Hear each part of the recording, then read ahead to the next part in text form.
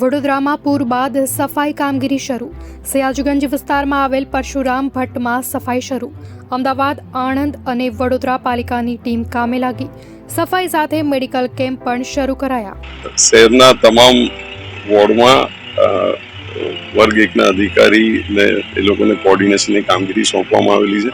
એ પૈકી અમને વહીવટી વોર્ડ નંબર 12ના વિસ્તારમાં કામગીરી સફાઈની ને તમામ ડ્રેનેજ માટેને એની કામગીરી સોંપવામાં આવેલી છે અને હાલ એ કામગીરીના ભાગરૂપે પરશુરામ ભટ્ટો સયાજીગંજ વિસ્તાર જે સૌથી વધારે પ્રભાવિત હતો પૂરમાં, એમાં અત્યારે હાલ જે પાણી ગઈકાલથી પાણી ઉતરવાના ચાલુ થયા અને સફાઈની કામગીરી ત્યાં સતત ચાલુ છે। ત્યારે હાલ આપણે જોઈ શકો છો પરશુરામ ભટ્ટાનો ભાગ છે, તેમાં સફાઈની કામગીરી માસ સ્કેલ પર હાથ ધરવામાં આવેલી છે। અમદાવાદ મહાનગરપાલિકા અને આણંદ મહાનગરપાલિકાની ટીમ સાથે કોર્પોરેશનના સ્ટાફ સાથે કામગીરી કરેલી છે।